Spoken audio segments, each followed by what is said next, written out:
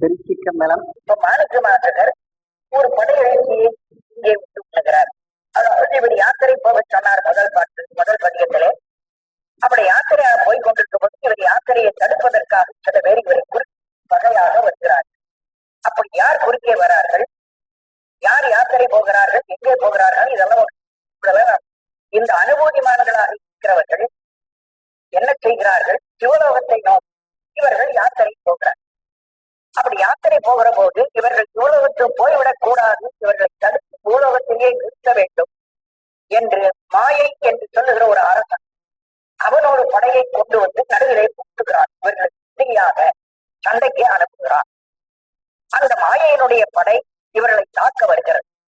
அப்போ இவர் என்ன பண்ணுகிறார், அந்த மாயை படை நம்மை தாக்காமல் இருக்க, அந்த மாயையாகிய படையை வென்றுவிட்டு நாம் கைலாயம் போக நாம் படை விடுவோம், அதற்கு எதிராக இன்னொரு படை நாம் திரட்டுவோம் என்று சொன்னார்.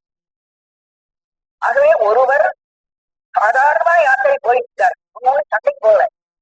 ஆனா இன்னொரு அரசன் இவர்கள் மேல் சண்டைக்கு வரான், அது பஞ்சின்னு பேர். திரும்ப அந்த படைக்கு எதிராக இன்னொரு படை எடுத்தால் தமிழ வங்கி முதலாக படையெடுத்தால் வங்கி, படையெடுத்த பின் அதை எதிர்ப்பதற்காக அடுத்த படையெடுத்தார்கள். மாணிக்கவாசகர் மாயை என்ற ஒரு முதல்ல படையெடுத்து விட்டார். அந்த மாயப்படை வந்து கொண்டிருக்கிற போது அந்த படையை இணைப்பதற்காக மாணிக்கவாசகர் ஒரு படையை உருவாக்குகிறார். அப்ப மாணிக்கவாசகர் எடுக்கிற இந்த படையை காஞ்சி என்று சொல்கிற திணையை சார்ந்ததாக.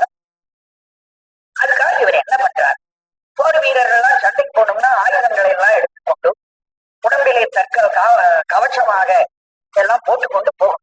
ரெட்டேறு கொண்டு பார்த்தா ரொம்ப அழகா சொல்ற, ஞானவாயர் நாதப்பரையர் மானமாயேருமையர் மதிவன் கூடை கவிமின் அரணீத்து கவசம் அடைய போங்கள் வானவோர் கொள்வோம் நாம் மாயப்படை வாரா மாயப்படை வாராமே. இவர்களை எதிர்ப்பதற்கு வந்து கொண்டிருக்கிற படை மாயையாகிய படை. இவர்கள் வானவூராகிய சோபுரத்துக்கு போகிறார்கள். அந்த சோபுரத்தை போகிற போது அங்கே வந்து நம்மை எதிர்ப்பதற்காக மாயப்படை வருகிறது.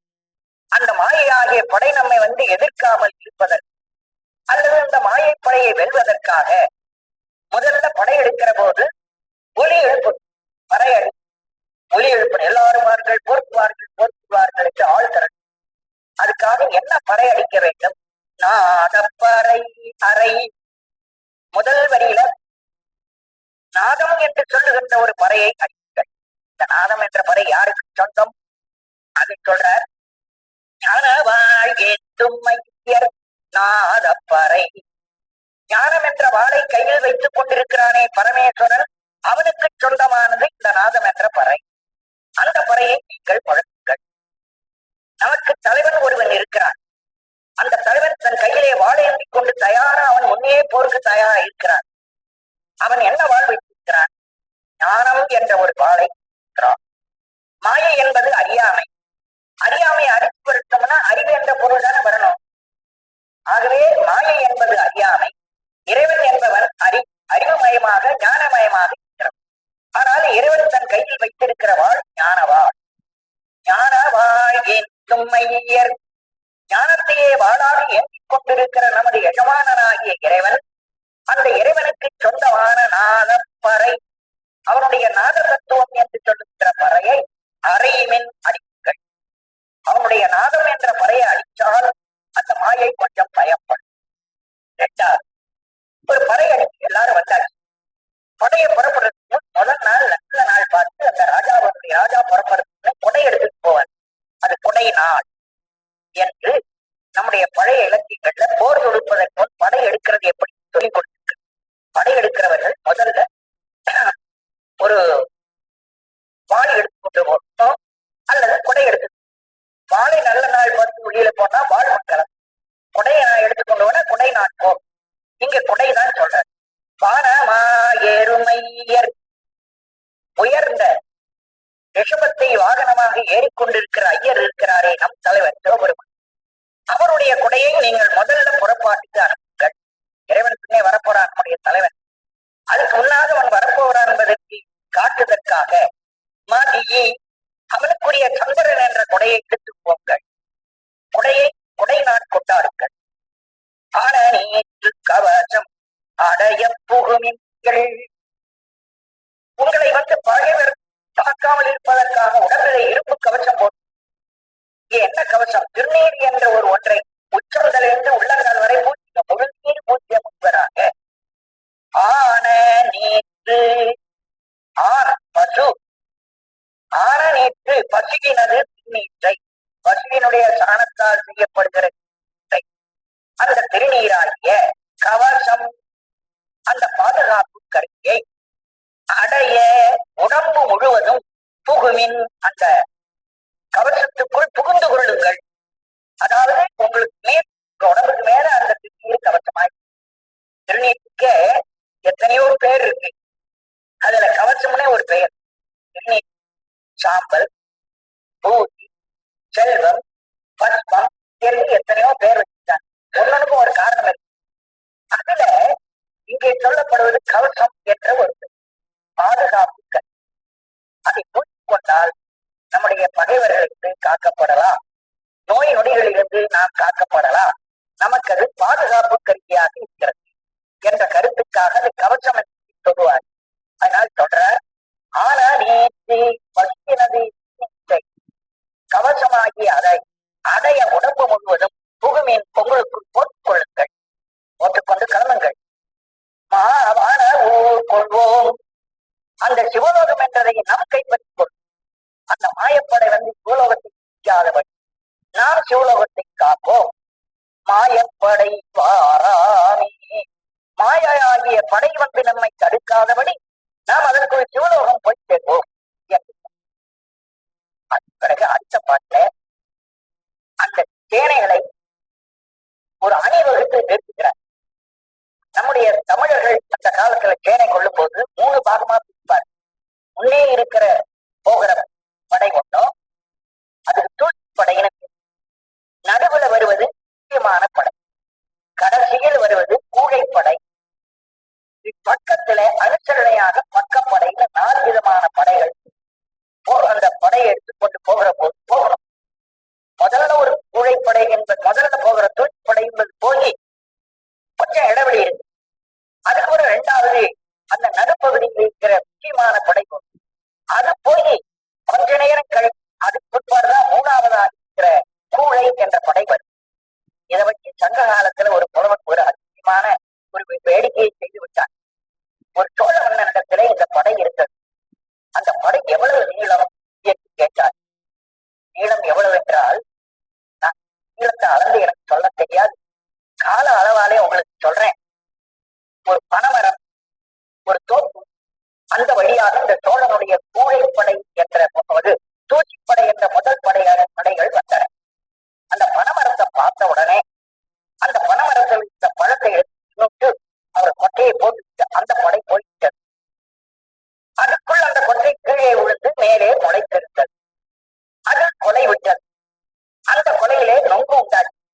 நடுவில் இருந்த படைகள் அந்த தோப்பு வழியாக போட்டு அந்த பனைமரத்தினுடைய அவர்கள் போட்ட கொட்டையிலிருந்து முளைத்த மரத்தினுடைய நோக்கை திட்டார்கள். அதற்கே வந்தவர்கள் அவர்கள் விட்டு போன நெல்களில மீதி இருந்தது பொழைத்து பழமாய் அந்த பழத்தை கூழையர்கள் சாப்பிட்டார்கள் என்று சொன்னா அந்த படை எவ்வளவு நீளம் இருக்கும்னு நீங்களே. அதாவது 1 ஆண்டு காலம் சொல்றானே, பழம் சாப்பிட்டா கொட்டை போட்டா மரம் வளர்ச்சி, பிறகு அதிலிருந்து நொங்க தின்றார்கள், பழம் சாப்பிட்டார்கள், 3 படை சாப்பிட்டார்கள். கற்பனை நடக்க முடியுமான்னு கேட்டாரு. நடக்க முடியாது. இது ஒரு கற்பனையில 50 நீளம் இருந்ததுங்கிறதுக்காக சொல்றான். அது நமக்கு வேண்டியது அந்த கற்பனை தேவையில்லை.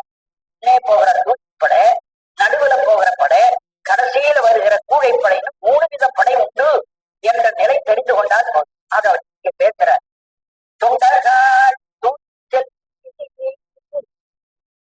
தொண்டர்களே, சரியை தொண்டு செய்கிறவர்களே, செய்கிறவர்கள்ல சரியை யோகம் ஞானம்னு 4 விதம் பிடிச்சு உங்களுக்கு காட்டுறேன்.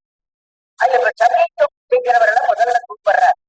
சரியை தொண்டு செய்கிறவர்களே, நீங்கள் தூசி செல்வி முன்படையில் போங்கள். தூசி என்பது முன்படை, முன்படையிலே போங்கள். பக்தர்கள் சொல்லுவது கிரியை நெறியிலே நிற்கிறவர்கள். நீங்கள் என்ன செய்யணும், நடுப்படைக்கு 2 பக்கத்திலும் அனுசரையாகும் 2 பக்கங்களிலும் அவர்களுக்கு பாதுகாப்பாக. ஆக சரியே கிரியையாச்சு. அடுத்தது 3வது யோகம். ஒன்றிரல் யோகிகளே, மிக்க வலிமையுடைய யோக நெறியிலே செல்கிற மார்க்கத்திலே இருக்கிற எல்லாம் பேரணி உந்துமின், நடுவிலே பெரிய அணிச்செலுத்துக்கள், படையை முக்கியமான படையை யோக மார்க்கத்தில் இருக்கிறவர்களை நீங்கள் செலுத்துங்கள். இவங்க போனாங்க கடைசியில கூழைன்னு ஒண்ணு தனியா வரணும். அதுதான் ரொம்ப உறுதியான படை. அந்த படை இருக்க அது யார்? திண்டிரல் சித்தர்களே, பேராற்றல் பொருந்திய சித்தர், சித்தத்தை அடக்கி ஞானம் கைவரப்பட்ட ஞானிகளை. சித்தர் என்பது ஞானிகளைத்தான் இருக்கிறது. வெறும் சித்தியை மட்டும் அறிந்து விட்டால் யோகிகளில் இருந்து சித்துக்கள் கைவரப்பெறும். அந்த சித்துக்களுடைய முடிவாக அவர்களுக்கு ஞானம் வரும். ஞானம் வந்த பிறகும் அவர்களை சித்தர்கள் என்று சொல்வது ஒரு வழக்கம். நாட்டில பழைய காலத்தில் 18 சிறப்பான சித்தர்கள் இருந்ததாக அத்தனை பேரும் ஞானிகள் தான். சித்த நிலையிலே யோகத்திலே இருந்து விட்டார்கள் என்று பொருள் அல்ல. சித்துக்கு மேற்பட்ட ஞானத்துக்கு வந்த பிறகும் அவர்களுக்கு சித்தர் என்ற ஒரு பெயர் உண்டு. அந்த வகை சிந்திரல் சித்தர்களே, ஞானம் கைவரப்பட்ட திரள் என்றால் ஞானத்திரள், ஞானமாகிய திரளை கைவரப்பட்ட சித்தர்களை ஞானிகளே, கடைக்கூழை சென்மின், கூடைப்படையாக நீங்கள் போங்கள். அண்டர்னா அது ஆழ்வான், நாம் அல்லற்பு அடைவாராம். நமக்கு அல்லலை செய்கின்ற இந்த மாயப்படை இருக்கே, அந்த மாயையாகிய படை நமக்கு தொல்லை தரும். அந்த தொல்லை தருகிற மாயப்படை வராமல் இருக்க நீங்கள் இப்படி அணிவகுத்து போங்கள் என்று படையெடுத்துக் கொண்டு போவதை ஒரு உருவக நிலையில் வைத்து